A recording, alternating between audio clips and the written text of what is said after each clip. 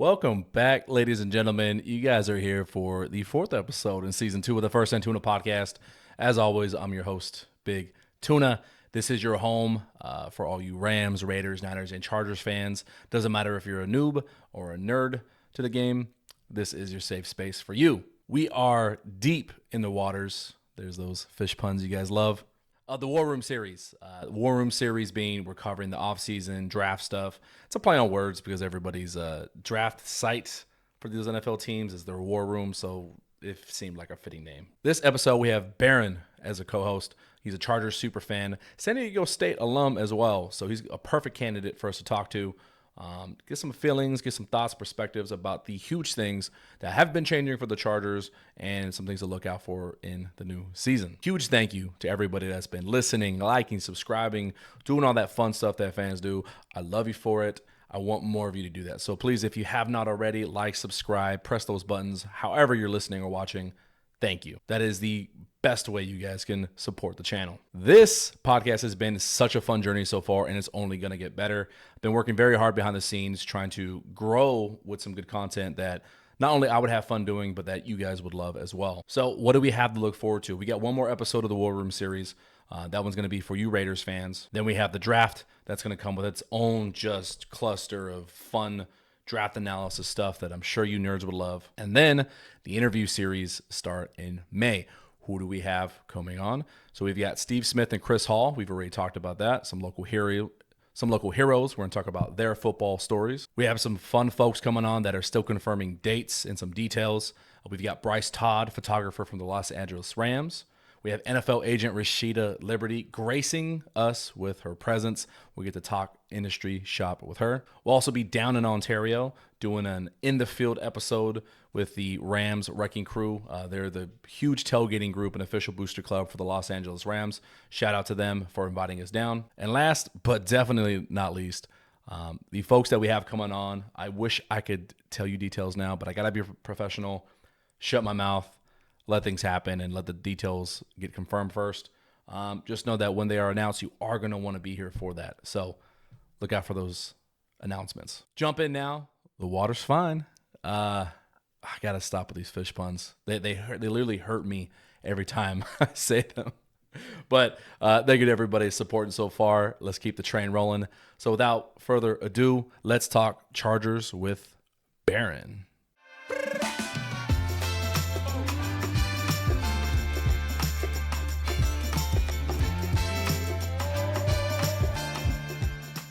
So today we have the handsomest banker in all of the Central Valley, California, coming in at a whopping 6'4", the pride of San Diego State University.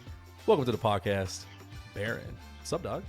Appreciate it. You gave me a couple inches, but I'll take it. You're not 6'4"? 6'2", but I'll take 6'4". This is we're going by game day rules, just like we like Kyler Murray. He's not really 6 foot. He's probably like 5'10". Give you a few inches. Give you a few inches, bro. How you doing today? Good, man. I'm glad. Thanks for inviting me. I know there's not too many Charger fans out there, so appreciate you selecting one of the best. Man, I had to find all 5 of you guys in California and figure out which one of you I was gonna have on. I was the only one available. No, it's funny. I actually have quite a few of my friends in Stockton, either Chargers or Vikings fans. Like there's like a big group of them. I have no idea how it happened. So you're definitely not alone in the Central Valley. First of all, I want to start off since we are in basketball season. Sorry to your Aztecs. Like I said, you are a San Diego State alum. You guys over that loss? I know you mentioned it before we started recording. UConn got you guys back-to-back years, man. Yeah, it was tough, but I didn't expect anything this year. Thought they'd make the tournament, maybe Sweet 16, and that was it. So they met the goal. But yeah, last year was a fun year. Didn't expect it, and they surpassed it all, getting the finals. But no, it's good to see the program kind of being stable, consistency. So I'm kind of curious to see, since Ladie left now, who's going to be the man to step up. So next year will be interesting. So I think in a couple of years they'll probably make another deep run, but I think this time, next couple of years, will be they need to find a big man, and we'll see if they can get someone to fill that position, because I think the offensive rebound was one of the key factors in the 3-point, why they couldn't get past UConn. Yeah, I wish I followed NCAA basketball as close as you did. I'm just not like my team. I went to Sac State, so we're not even touching the tournament. But obviously, that's pretty exciting, man. Having your alumni or your alumnus, whatever the word is, Yeah, something. consistently be in the tournament. No, you'll have to join the March Madness bracket, get you into it. Maybe we'll do one of these podcasts beforehand. Kind of know who's who, and I don't know, it's just fun. I feel like doing the bracket kind of you get people that aren't into it, that get them into it. So it's kind of a fun thing, and it's unpredictable, and it's all about the madness. I do. So you will be officially our NCAA bracket master if we do that. Let's do it. We'll get Hey, hey, we'll get look, our all into it. you already here. So yeah, we did have Art on last week. Shout out to Art. Thank you for representing that team in Santa Clara. Um, so let's jump into it, man. Sticking with football. So football background. Did you play at all? You're a Chargers fan. How did that happen? Is it just because you went to San Diego State? Like, how'd that start? No, I was actually a Green Bay Packer fan. I was all about Brett Favre, and grew up following him. And then he went to Minnesota, so I followed him there. And then he retired, and then I was in San Diego, going to San Diego State. And I was like watching all the Charger games. I'm like, I need to find a team that I'm gonna stick with, and the quarterback I like. And then Philip Rivers was just that shit talker, and his competitiveness. I'm like, liked him, and so ended up just being all about Philip Rivers and the Chargers. And the nervous thing was kind of like the transition when he retired, like, oh, who's going to step up? But obviously, they lucked out and getting Justin Herbert, who will be around for a few years. So, I mean, it's all about the rebuilding time now. But that's my football background and how I became like a Chargers fan. But I'm stuck with them. I'm not transitioning to another team, but I'll be about the blue and gold for the rest of my life. That must have been a lot of fun, man. Being on campus at San Diego State and then going to Chargers games. I've heard a lot of stories about that being like a really cool, tight knit community of Chargers fans down there. Obviously, it's kind of pocketed, but it's not Los Angeles. It's not dubbed any sort of like sports city. What was that like down there, man? Is it truly how everyone jokes about like, oh, there's no Chargers fans? Like, let's throw that out. They've got fans. What I was it like definitely down got there? fans, but I feel like being like one of the best cities in the United States, it's kind of, I mean, perfect destination to go see your team. But yeah, a lot of times it'd be a away game for us, even though we're home. But no, I think it's a perfect location. Kind of sad to see them transition out, but I mean, I think it was all about the money. But yeah, Qualcomm was a little outdated, but I feel there's definitely a Chargers fan everywhere. But it's like one of those things why wouldn't you want to just build a new stadium and like the best weather city destination you could think Dude, of? seriously. It's right. It's So, like it's a perfect city like for sports. Like it's the weather's perfect. So that was on my list of questions to ask you. So we'll just jump into that part. Do you want to see them move back to San Diego and then from obviously I kind of tell where your feeling lies and then moving to LA, but it seems like consensus was that fans didn't like the move to LA at all. oh, definitely. I went to people in San Diego who kind of stopped being Charger fans because since they moved, but Yeah, yeah. I was kind of annoyed with it, but I still kind of kept up with them and follow them and everything like that. But yeah, they should definitely just stay in San Diego or come back to San Diego. I don't like being tenants of the Rams, you know. Hey, Rand's doing the first, bro. But yeah, I mean, I think the Rams are LA's team. It feels like so. I feel as a team they need to have identity, and so instead of sharing with another team in that same city, so I think going back to San Diego would be the perfect fit. But I don't think that's gonna happen anytime soon. That's tough. Like, I'm a big fan of that. Obviously, I joke about it about them being LA's little brother to the Rams, but that's just poking fun because honestly, it feels like they need to be in San Diego. Like I remember growing up, um, liking the Chargers doing well because I always remember like Denny and Tomlinson was like the most pure football player I ever watched growing up. Oh So it yeah, was really cool to see. The powder blues are iconic. Obviously, like I rocking with the powder blue lighting in here just for you. I appreciate it. I like it.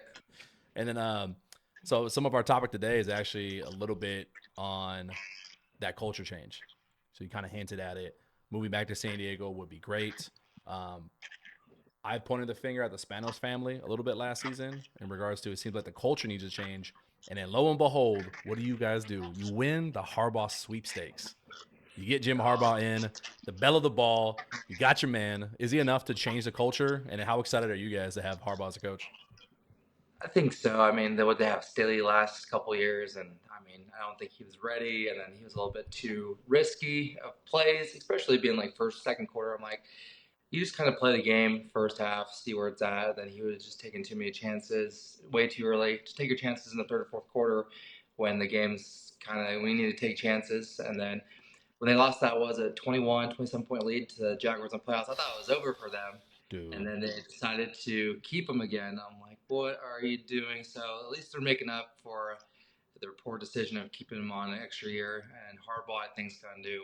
I mean, wherever he's been, the 49ers, Michigan, I mean, he seems like he just wins. So I think he'll make the culture a lot better. And then that weight training coach for Michigan, I feel like Chargers are notorious for injuries. Hopefully that can be eliminated. He's the top guy in sports or football. So I think the players or coaches he's bringing in, I think it's going to change a lot of it. And it might take a couple of years, but I think he'll eventually make a run at it.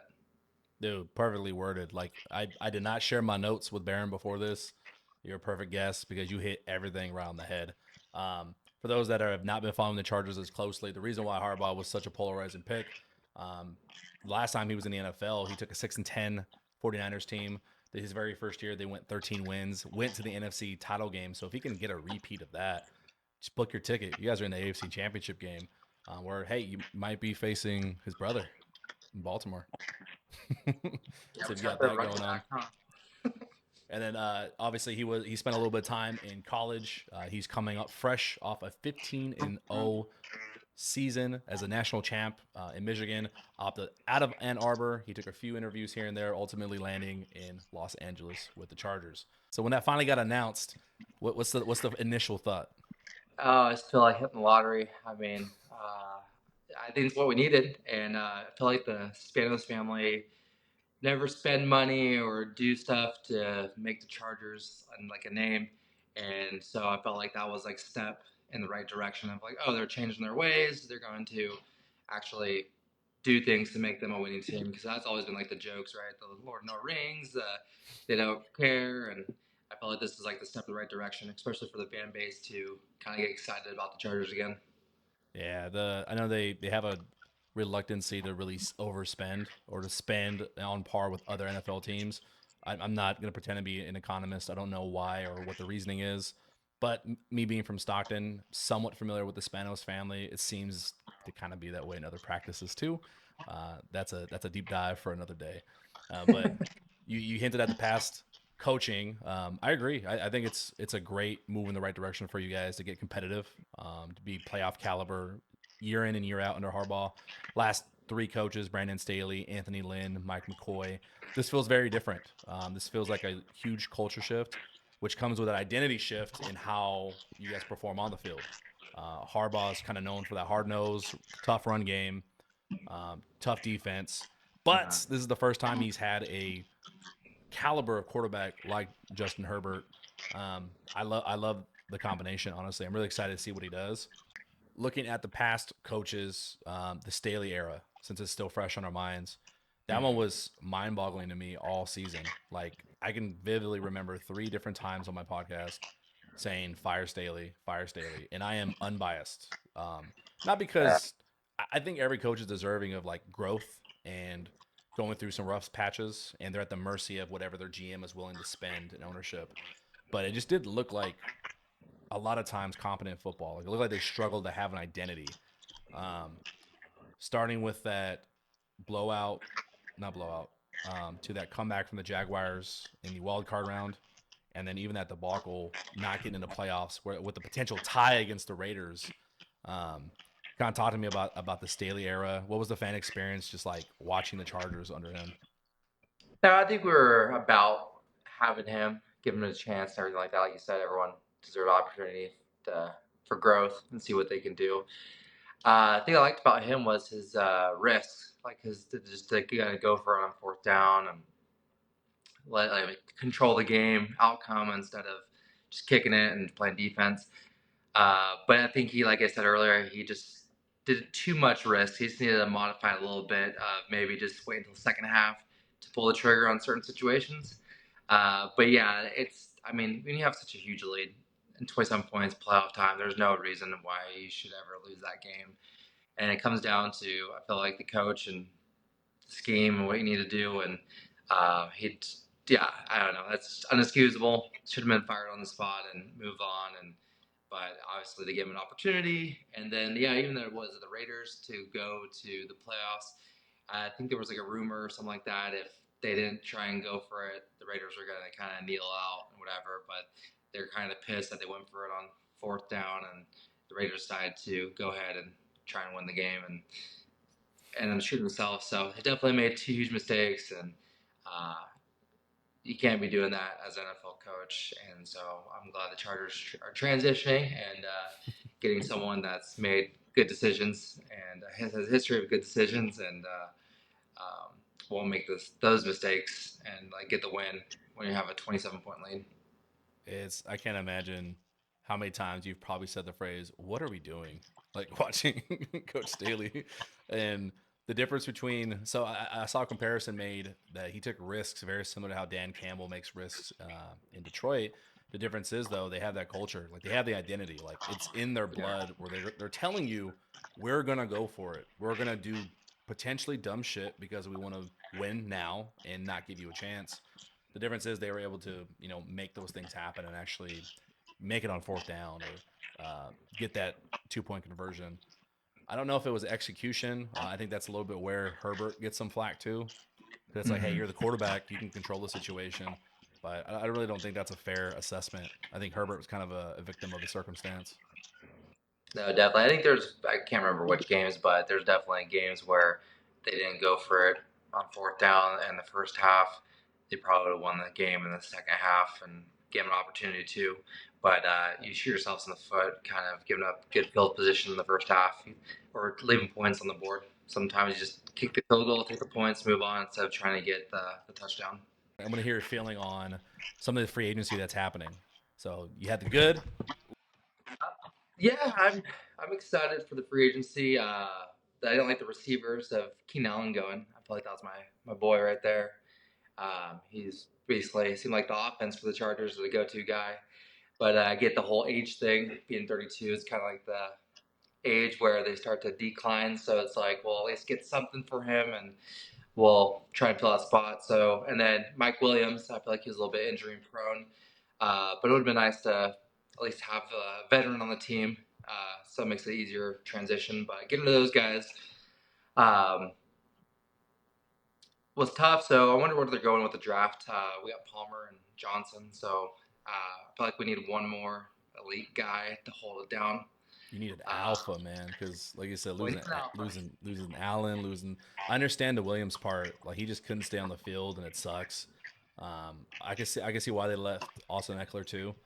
Kind of makes sense. I think the age thing, although Yeah. he was like fantasy god every year in LA, but you guys kept the defense intact. So that's kind of what I was talking about with Harbaugh. Like, okay, you had turnover on offense, but defense, you got Khalil Mack, Joey Bosa stayed, Derwin James obviously is holding up that back end, and then now with Justin Herbert at you guys as quarterback, what would you like to see them do at the running back spot?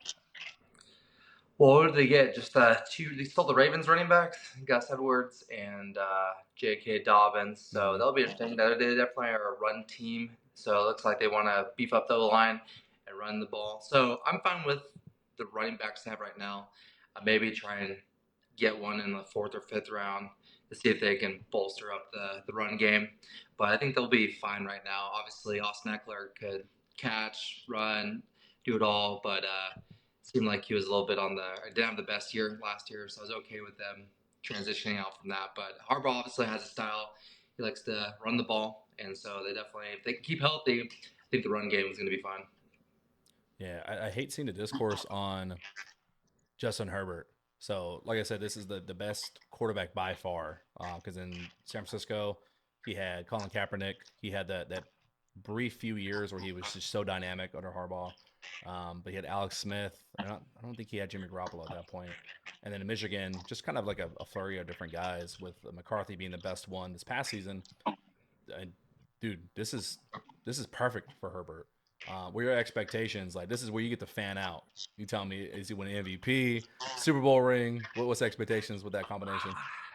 Well, from everything I read, obviously the Harbaugh style is the run game. They don't pass as much, but maybe that'll open everything up for him. But I expect him to, be top five.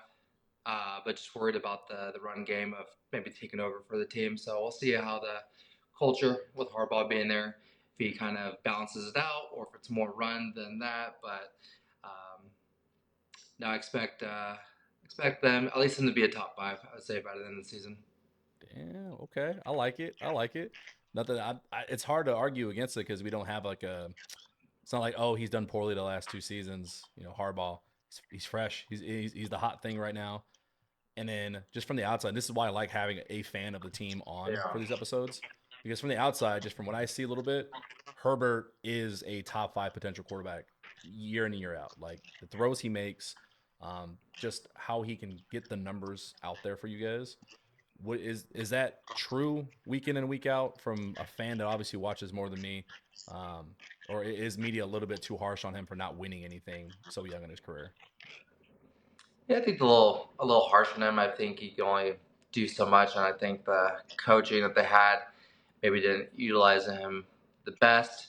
But yeah, like you said earlier, I'm like they need to alpha male for a wide receiver to help him out. Obviously, they seemed like they had a good connection with Palmer last year, so obviously that's going to be I think the new go-to guy. But I think he needs another weapon to kind of even things out and make his job a little bit easier. But the guy can throw, he can make plays.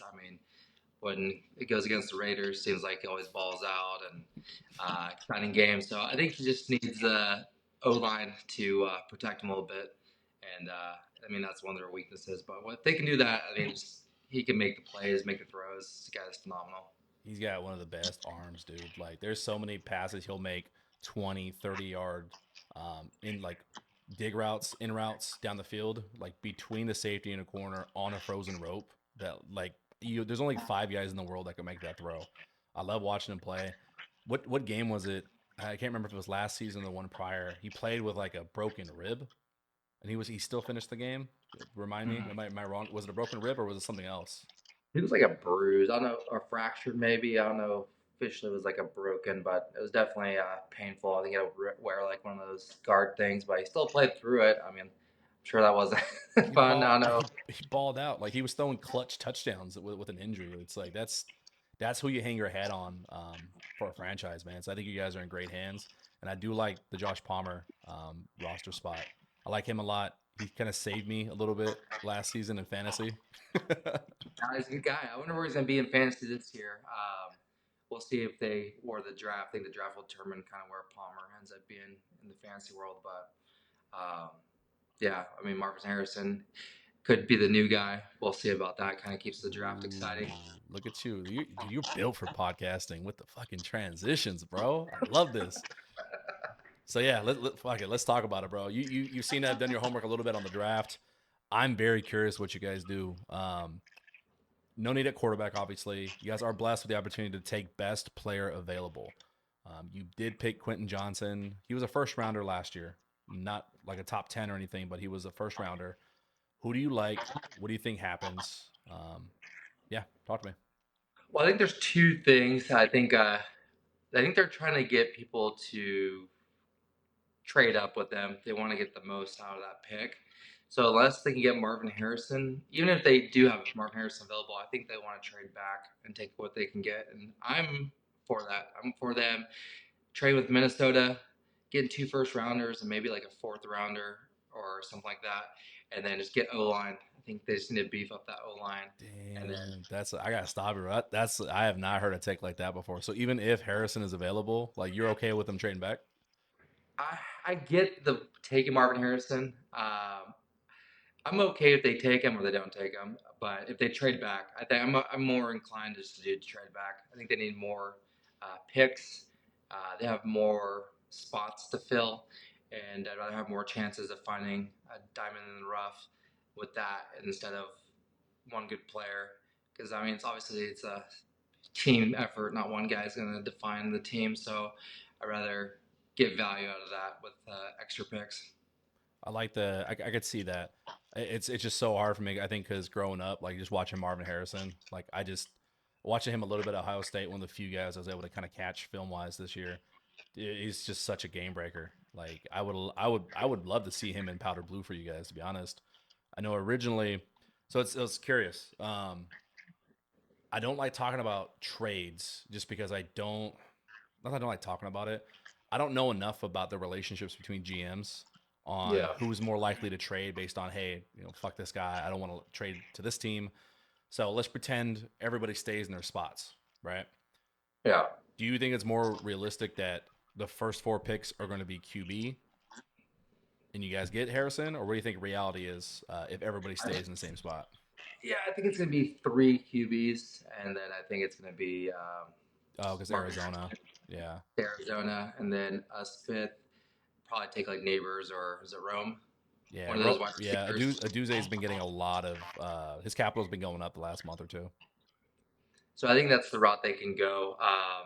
But I mean, I think that's why they're was it Harbaugh was talking up JJ McCarthy, trying to get his stock to rise, just so that he can either get some trade value Smart. or get someone to pick him before. So he's 4D trying to chess plant the moves. seeds.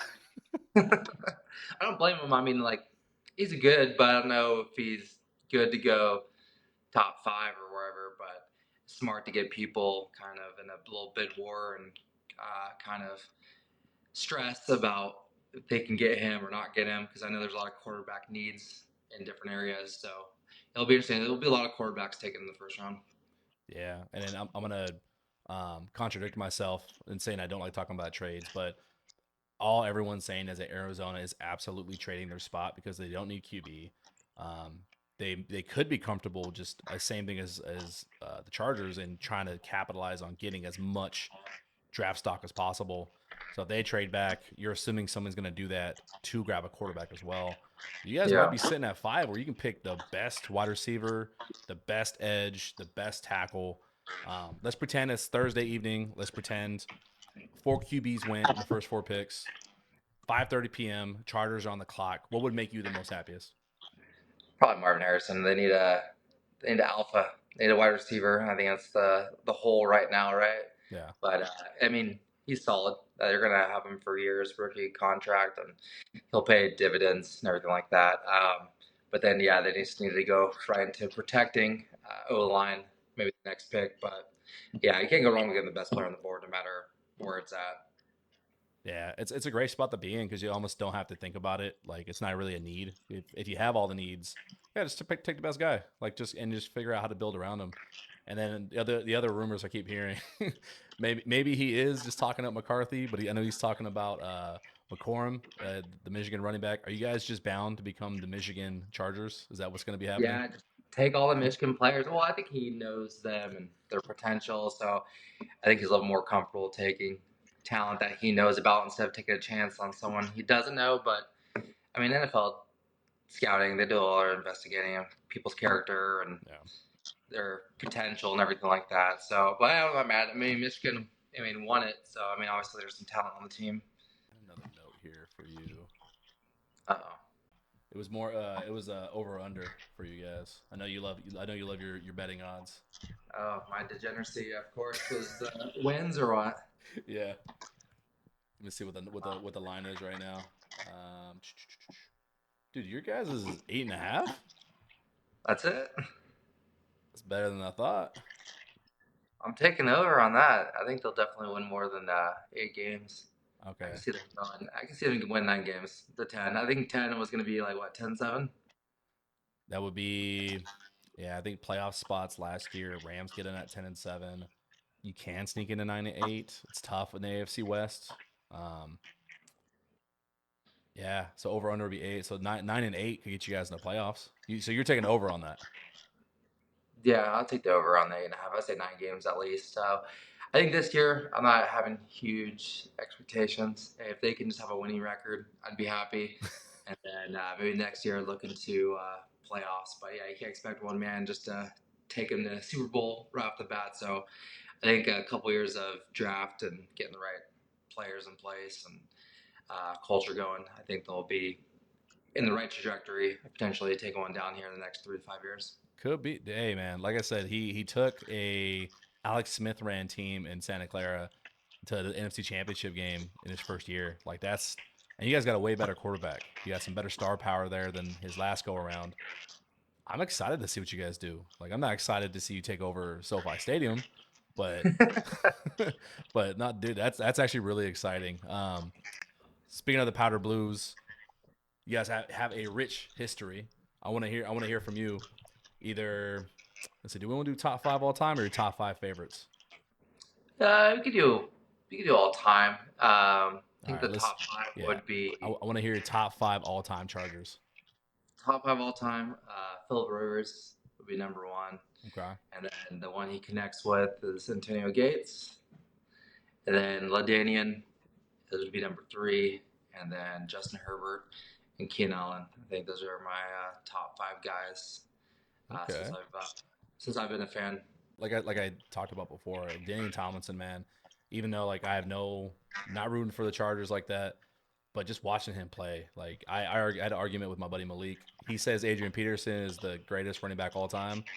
I'm gonna say LT is the greatest of all time. Like down to the face mask and the dark visor. Like how could you not see this dude and just be like, "Yep, that's I want to go play football right now."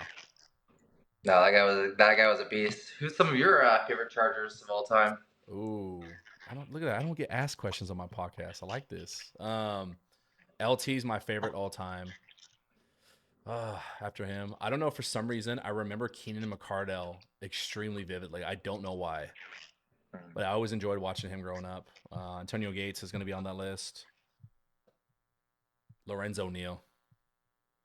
Lorenzo Neal might be one of my favorite Chargers of all time because Why he, is that? I don't know, something about the fullback era in their heyday that just doesn't exist anymore. There's like two fullbacks that get used in the NFL. But we talk about LT, you have to talk about Lorenzo Neal because those yards don't happen without Neal. Um, I know you gave me your over under already, so we're taking the over on 8.5 wins. What are you most excited about this upcoming season? Most honestly, just most excited about the draft. I can't wait for Thursday to be here. I feel like there's so many different variables or things that can happen that it's just kind of going to be like a soap opera of just drama, and I'm all here for it. So I just want to get through the draft and see what they end up going with, and then that will kind of build excitement. But yeah, I just want to see them win games and not end up in last place in the division. But if they can make the playoffs, I'll be super stoked. But yeah, the draft is can't wait. I'm counting down the days right now.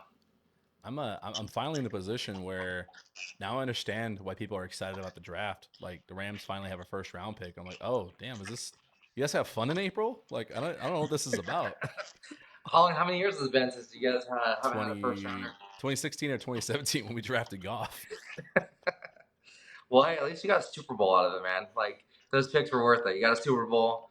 That's what I'm trying to hopefully get one of these days. Support a team that finally gets one. So I'm yeah, I'm super. I would count between you guys and between the Colts. Just out of I got a buddy that lives in Indianapolis. Shout out to Terry. That going to a game, watching Peyton Manning growing up. Like I'll low key root for the Colts, and I'll root the same way I root for the Chargers. Is that the main issue you guys have? You gotta get over Mahomes. Like no matter what, you gotta get past the Chiefs. Do you feel I mean, better? Do you feel better going to this season against them? they're still tough. I mean, obviously they're Super Bowl champions. Yeah. It's just tough to take that over. Mahomes is always makes something happen, but yeah, I feel like in a couple years, I think we'll be fine. We can compete with them and take over the top spot. But it's always going to be hard to always win that division. Probably going to be second for a little bit. Denver Broncos definitely not worried about. uh, Hey, we're all live here, bro. Talk your shit. I want to hear it. hey, Broncos. I mean, they're catching strays. What about the Raiders? You got words for Raiders fans? I always feel like we're better than that, but they always split one-on-one games. It's always that rivalry is. I guess they know us too well. We know each other too well. It's always a one-on-one split. It seems like. So we can do a one-on-one split with KC, a one-on-one split with Raiders, and 0-2 Denver. I'll be happy. But yeah, it seems like Raiders always have our number for some reason of it itching out that second or first one win, splitting it with us. Did we forget about that blowout last season against Vegas? Which one or what? Yeah, you Or was already it the black. first? I would black it out too if I was a Chargers fan.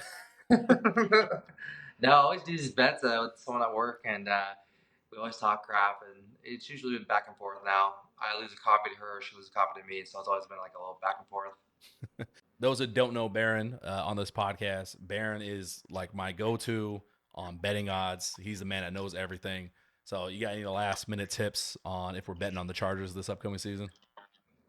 I would take him on the over. I feel that would be an easy win, especially with the new organization with Harbaugh, and hopefully they get an age draft. I think that would be a decent bet. You heard it here first on the First and Tuna podcast. Take the over on the Chargers, and if you lose money, we will send you Barron's address. Thank you for that, Barron. All right, so we spent about a good half hour talking Chargers. I think that's all I can handle Chargers wise. I end every podcast in an interesting way. I always so I have my ADHD brain, man. I have random thoughts. I jot these random thoughts down, and I got a surprise thought Uh, as a question for you. So I'm a firm believer pigeons aren't real, man. Have you ever seen a baby pigeon? a baby pigeon. Uh, Not recently, man. Not recently in the baby pigeon, but I've seen pigeons. Well, we've all seen pigeons. Like we've seen them, ugly gray birds. I've never seen one. I'm gonna say you've never seen one. What is up with that? I think they just like hide out. I don't think the baby pigeons are ready for the real world, so they hide out or something. But I think we should do an investigation, like post podcast, follow up on these questions. Like you, what did you say last week was the hamster? Yeah, we couldn't figure out We where need to go hamsters find the come from. source. Got to find the source. So I feel like these questions we got to follow up with where are the baby pigeons? It bothers me and it makes me so uncomfortable every time I see a pigeon. Like those dead, lifeless eyes. Those there's a reality. Those might be cameras, bro. Be careful out there. Yeah, you never know. I mean, you gotta put tape on the pigeon or something, make sure they're not Like your webcam. like what? Black tape those pigeons. Well, thank you for divulging in my psychotic brain. Barron, you've been a great host, bro. Thank you for being our boots on the ground Chargers fan. Any last words for Chargers fans out there? Hey, let's go Bulls, man. This is like the Cowboys, right? This is our year. Oh, Jesus. Not the Cowboys taking shots on every episode. Hey, just shut up and bolt up, all right? Shut up and bolt up. What? Show us the jersey you got on, by the way. Who you got? We got the Herbert. All right. The Herbert special. We heard it here first. Shut up and bolt up. Thank you, Barron. You've been a great host, and then we'll see you next time, bro. Peace, man. Thanks for having me.